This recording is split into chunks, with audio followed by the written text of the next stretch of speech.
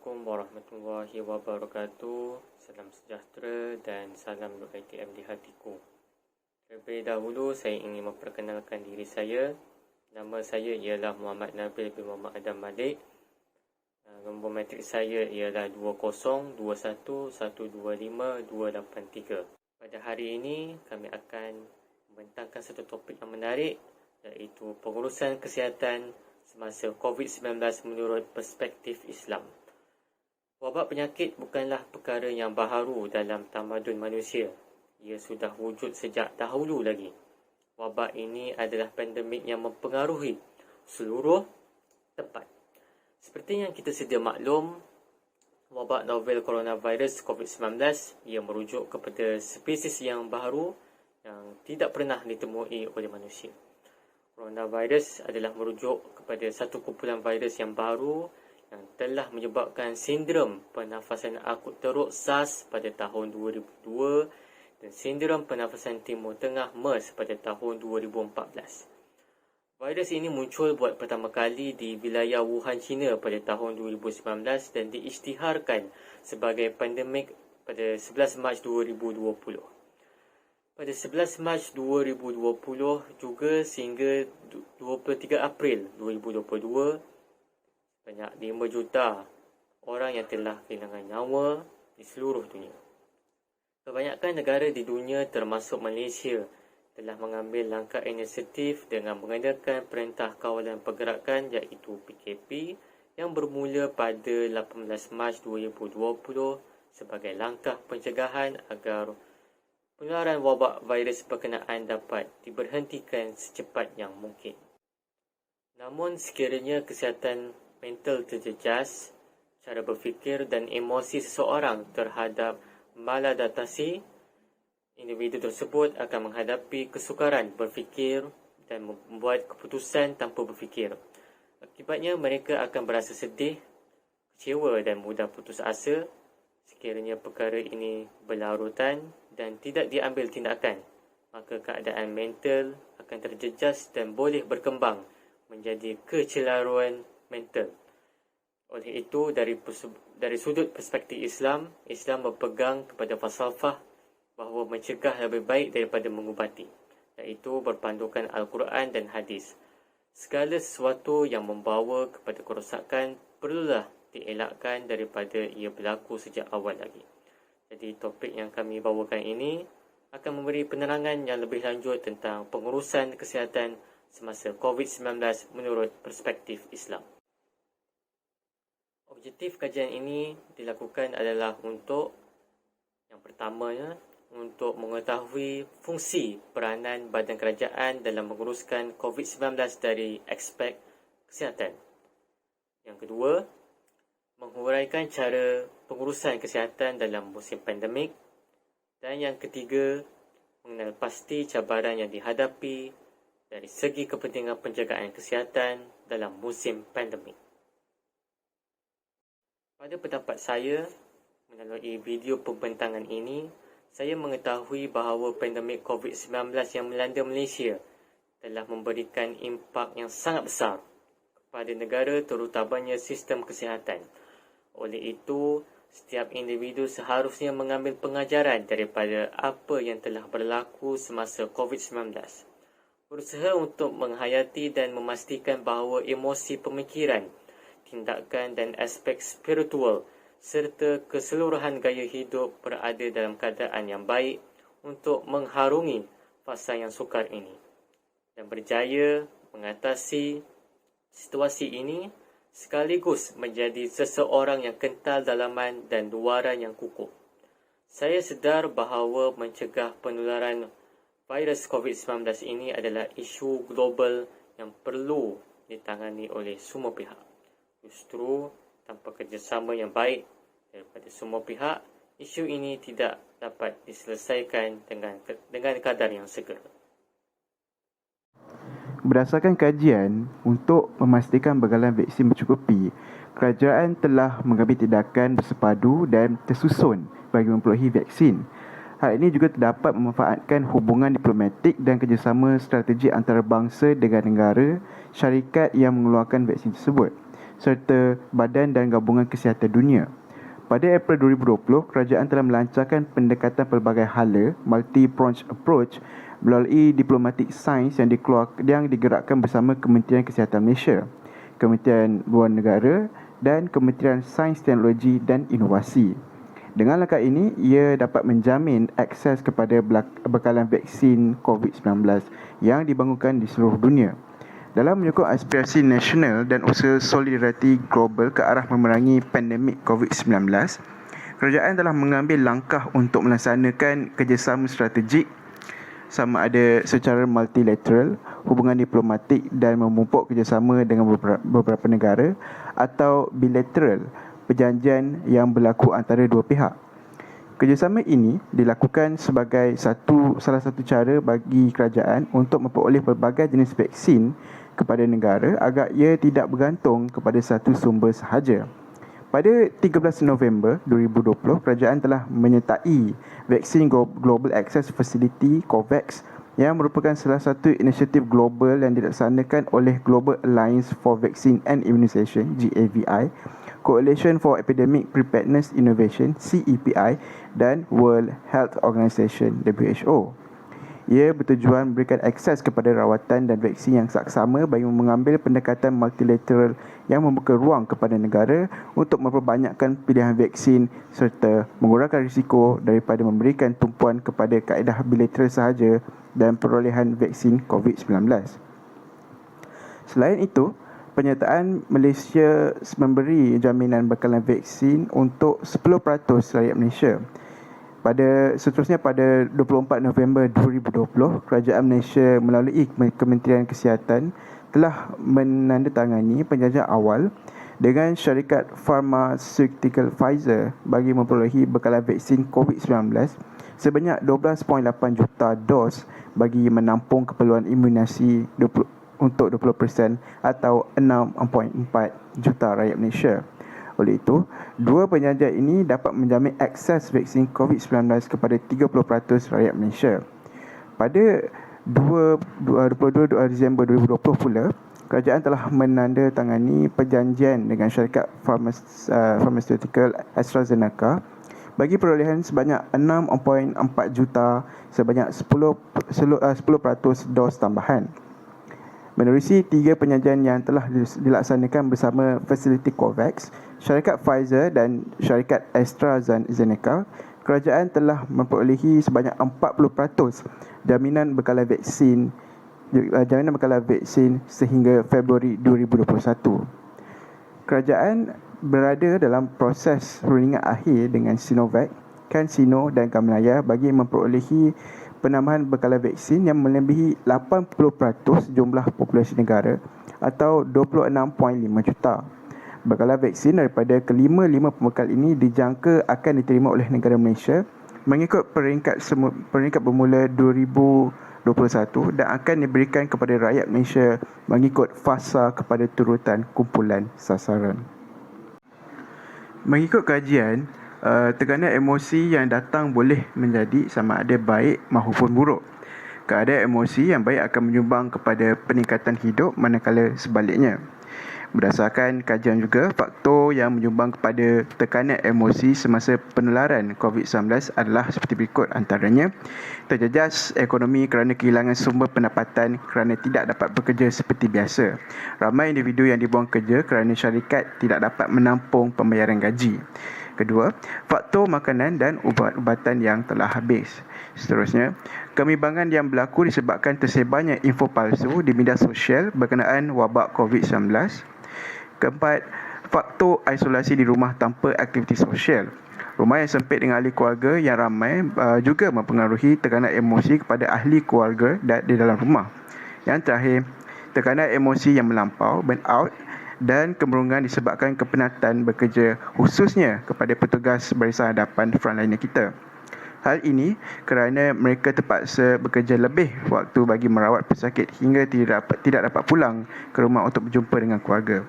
Kebiasaannya, kebanyakan wabak yang berlaku akan memberi kesan kepada tahap kesihatan mental individu. Begitu juga dengan wabak COVID-19 yang tidak ketinggalan dalam mempengaruhi emosi individu dengan perasaan takut dengan perasaan ketakutan, cemas, bimbang dan tertekan. Perasaan yang dicetuskan ini memberi kesan yang negatif kepada individu yang mempunyai masalah kesihatan mental.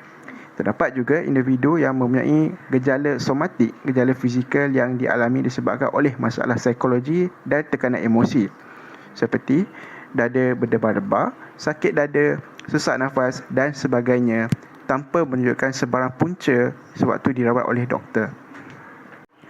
Berdasarkan kajian, pelaksanaan kuarantin di Malaysia menjadi lebih baik setelah berlakunya pandemik COVID-19. Berikut penelaran ini, mana-mana individu diwajibkan untuk melakukan kuarantin sekiranya individu yang telah terdedah dengan wabak COVID-19, individu yang mempunyai kontak rapat dengan pesakit COVID-19 sama ada secara bersentuhan atau bersemuka dengan jarak kurang daripada 1 meter, dan individu yang baru pulang dari luar negara untuk melaksanakan kuarantin selama 14 hari.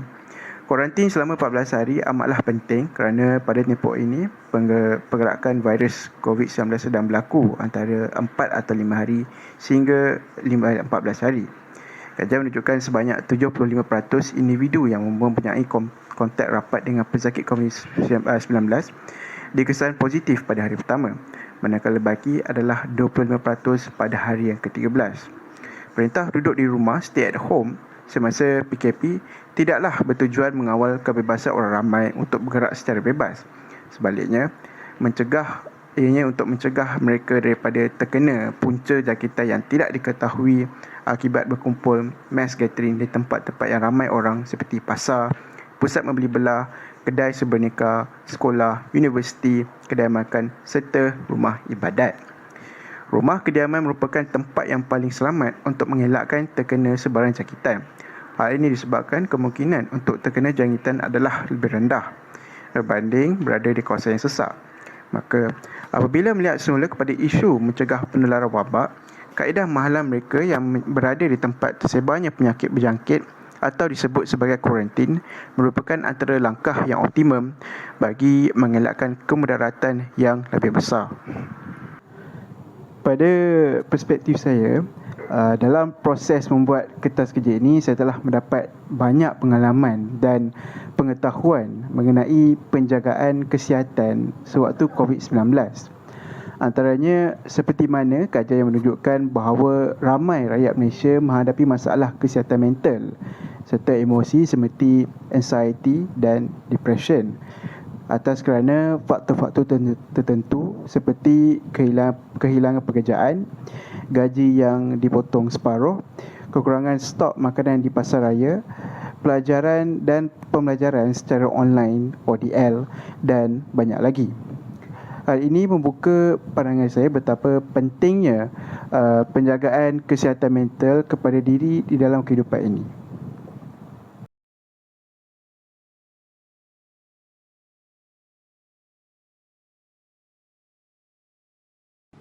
Assalamualaikum warahmatullahi wabarakatuh. Saya Nurfahana Zulaka binti Rozali akan menerangkan mengenai metodologi kajian.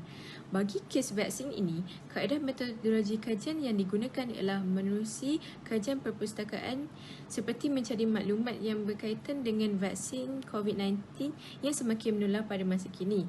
Maklumat semua ini boleh didapatkan daripada pelbagai sumber seperti buku, jurnal, artikel, internet dan kajian pakar saintis.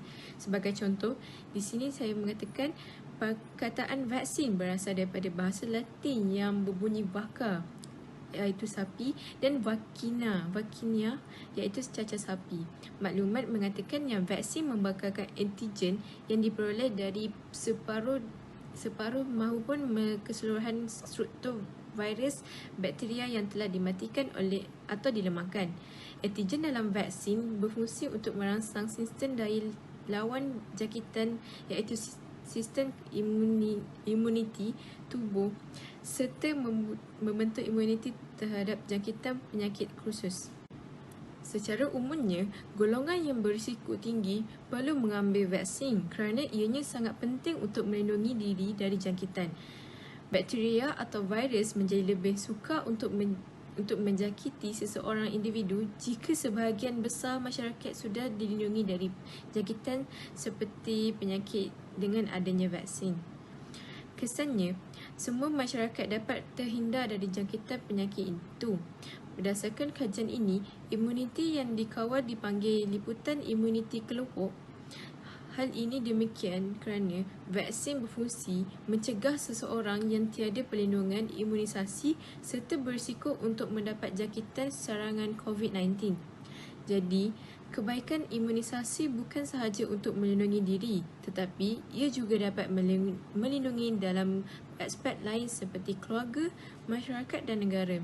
Oleh itu, tanggungjawab untuk melindungi mereka dan negara yang tidak sesuai menerima imunisasi seperti kanak-kanak, orang tua, pesakit kanser atau pesakit HIV positif daripada mendapat jangkitan ini.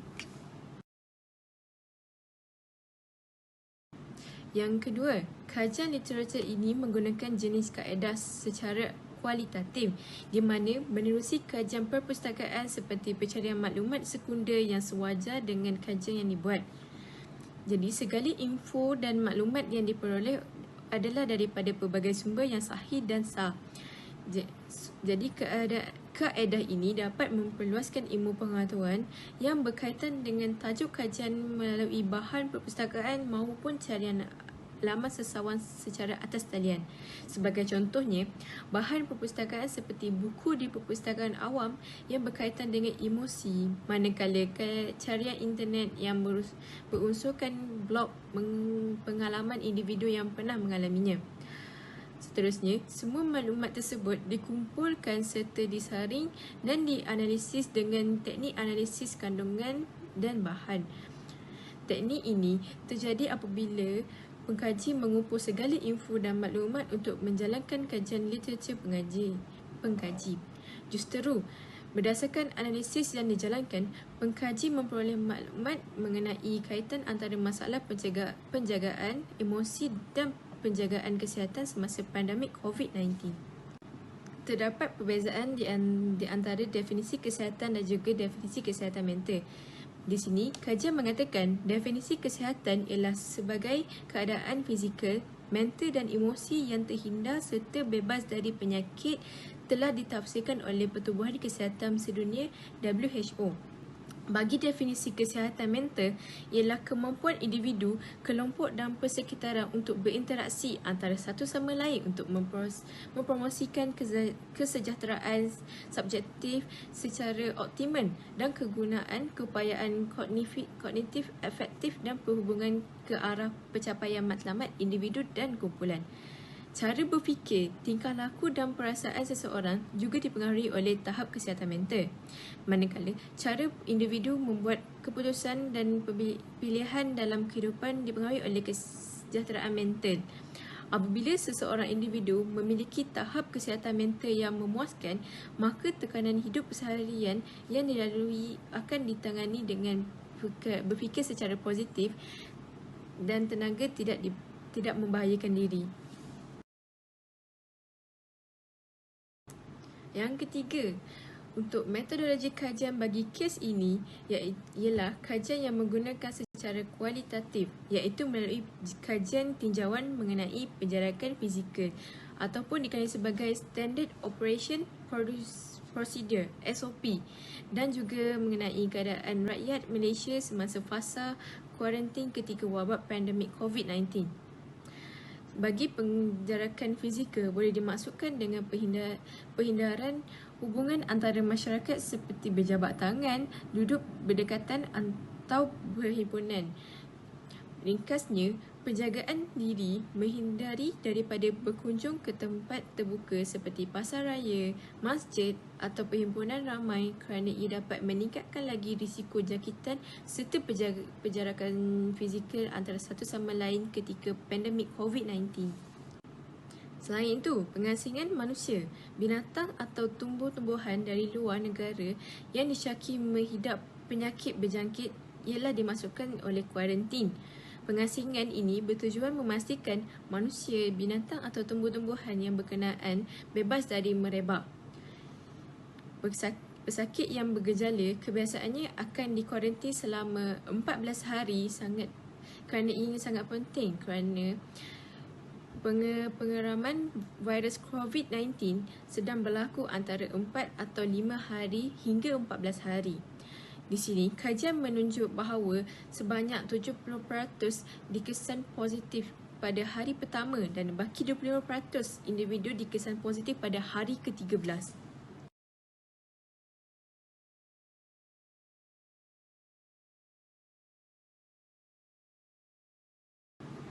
Jadi, pada pandangan saya untuk tajuk laporan kertas kerja CTU 263 iaitu pengurusan Islam sangatlah memberi banyak manfaat kepada saya serta rakan-rakan saya di mana dapat mengetahui penjagaan kesihatan oleh pihak tertentu semasa berlakunya pandemik COVID-19 baru-baru ini mengikut perspektif Islam.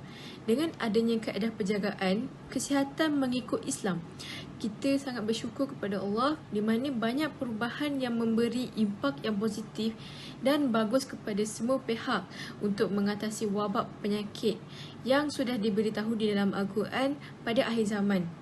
Terdapat banyak kaedah dan cara yang boleh dilakukan oleh semua pihak untuk mengurangkan penularan wabak COVID-19 mengikut perspektif Islam. Kesimpulan yang saya boleh buat di sini di mana kajian yang saya lakukan untuk kertas kerja pengajian di universiti saya banyak memberi manfaat yang baik kepada diri saya serta rakan-rakan saya dan ianya juga dapat menambahkan lagi ilmu pengetahuan melalui isu-isu semasa yang boleh dikaitkan dengan agama Islam agar semua Muslim dapat mendekatkan lagi diri kepada Yang Maha Pencipta Allah Subhanahu Wa Taala. Assalamualaikum warahmatullahi wabarakatuh. Nama saya An-Nur Emilia Sabrina binti Amiza.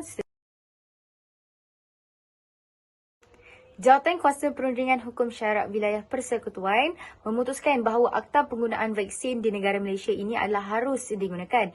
Ini kerana motif kaedah vaksin ini tidak asing lagi daripada melindungi setiap individu atau umat Islam daripada penyakit berjangkit. Ia tidak asing dari sudut pandangan hukum Islam. Bermakna di sini ialah memang daripada zaman Rasulullah juga memang sudah ada vaksin ini. Ia adalah untuk mencegah penyakit-penyakit berjangkit daripada terkena penyakit yang akan memudaratkan diri setiap individu. Jadi keputusan selari dengan ketetapan muzakarah Jawatan Kuasa Fatwa Majlis Kebangsaan bagi hal ehwal agama Islam yang ke-10. Tetapi dengan vaksin ini ialah terdapat beberapa kesan sampingan daripada vaksin ini. Ya, contohnya sakit, bengkak di tempat suntikan, kadang ada yang demam, ada juga segelintir yang sakit kepala, sakit sendi ataupun tidak sihat dan lain-lain lagi. Bismillahirrahmanirrahim.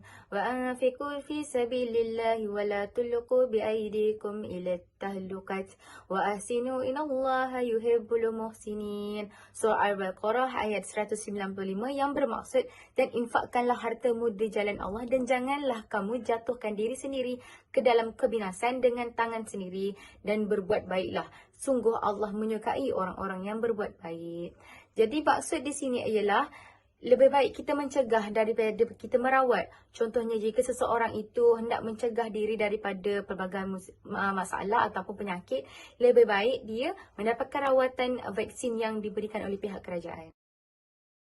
Penjarakan fizikal ialah terma yang mengelakkan masyarakat berjabat tangan, duduk berdekatan atau berhimpun secara ramai. Kiranya kita tak boleh jumpa orang ramai dalam satu masa yang sama. Dan secara umum, kaedah ini diperkenalkan serta dilaksanakan secara ketat sejak bermulanya era pandemik ini, di mana pihak kerajaan telah mengatur strategi di mana penjarakan fizikal ini sangat bernas jika tiada mana-mana individu yang berjabat tangan ataupun berjumpa antara satu sama lain di dalam satu masa yang sama. Okey, garis panduan berkenaan penjarakan fizikal sekurang-kurangnya 1 meter antara satu individu dengan individu yang lain. Jadi kaedah ini termasuk dengan penjarakan fizikal ketika solat jemaah di dalam masjid ataupun surau. Ini bermakna walaupun ada segelintir pihak yang mengatakan penjarakan fizikal seperti ini adalah tidak sahih dan tidak sepatutnya berlaku dalam sewaktu solat jemaah, ia dah melanggar hukum ataupun syarat sah solat.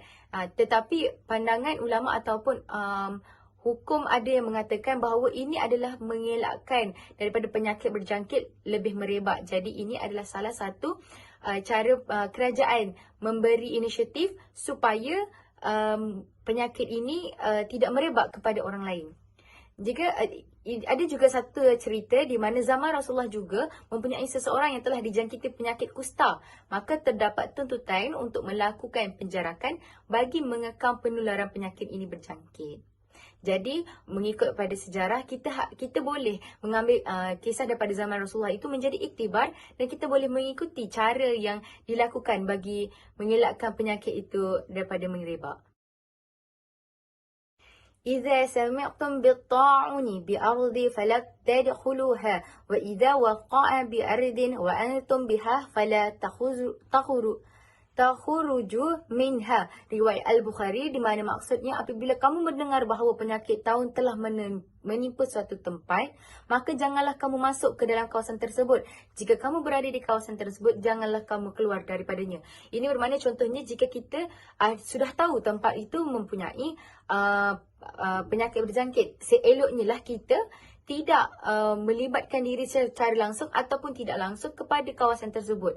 Contohnya jika jiran kita sudah pun dijangkiti wabak berjangkit, seeloknya kita tidaklah menjenguk dia ataupun melawat.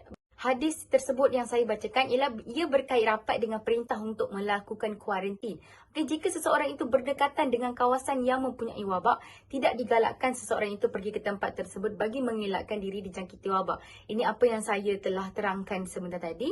Jadi di mana adanya orang yang sakit, lebih baik kita mengelakkan daripada kita dijangkiti.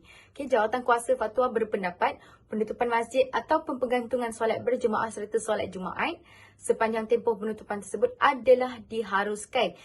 Ini adalah jawatan kuasa fatwa sendiri yang memberi pendapat bahawa tidak perlulah ada solat secara berjemaah. Ini adalah kerana untuk mengelakkan dari penularan wabak ini lebih besar daripada yang kita sangka. Akhirnya sekali ialah nasihat atau arahan yang dikeluarkan oleh pakar kesihatan hendaklah diikuti dalam usaha memelihara kemaslahatan bersama seperti mana yang dijelaskan dalam agama. Akhir sekali ialah pandangan saya melalui perbincangan yang telah saya buat daripada kertas kerja ini ialah ia sangat memberi saya pengetahuan yang lebih tentang pandangan ulama-ulama dalam mengelakkan penyakit berjangkit meluas secara berleluasa. Jadi ramai yang berpendapat bahawa kerajaan menetapkan beberapa kaedah tanpa menitik beratkan pendapat ulama atau majlis-majlis agama. Hal ini telah diselesaikan selepas majoriti ulama dan majlis-majlis agama yang berkaitan memberi pendapat mengikuti fatwa yang sahih dan benar. Dengan itu, tiada salah faham yang berlaku antara rakyat dan tindakan kerajaan. Pencegahan penularan virus corona COVID-19 merupakan kebimbangan seluruh dunia yang mesti ditangani oleh semua pihak berkepentingan. Akibatnya, tanpa kerjasama yang padu, keadaan boleh dikendalikan dengan segera dan pantas. Artikel ini telah mendahkan lebih sedikit tentang usaha kerajaan untuk mencegah penularan COVID-19 dan tanggungjawab sosial dari perspektif Islam. Adalah penting untuk mengamalkan langkah-langkah pencegahan untuk mengelak daripada dijangkiti penyakit berjangkit bagi memenuhi kewajipan agama untuk mengekalkan dan memelihara kehidupan. Mencegah penularan jangkitan COVID-19 adalah selaras dengan konsep maqasid syariah, salah satu daripada 5 perkara penting dalam perundangan tujuan dalam Islam ialah pemeliharaan nyawa. Kerajaan adalah pemimpin bagi setiap rakyatnya dan mesti bertanggungjawab untuk menyelamatkan nyawa rakyat. Oleh itu, kerajaan mesti mengambil langkah-langkah untuk mencegah penularan COVID-19. Tindakan kerajaan menyekat gerakan sosial seperti PKP adalah selaras dengan fiqh yang menyebutkan tindakan pemerintah dalam mengendalikan urusan rakyat adalah terkait dengan maslahah. Al-Suyuti 1983. Pada pandangan saya, dalam proses membuat kertas kerja ini, saya telah mendapat banyak pengalaman dan pengetahuan tentang COVID-19 dan cara pengurusan kesihatan semasa COVID-19 menurut perspektif Islam.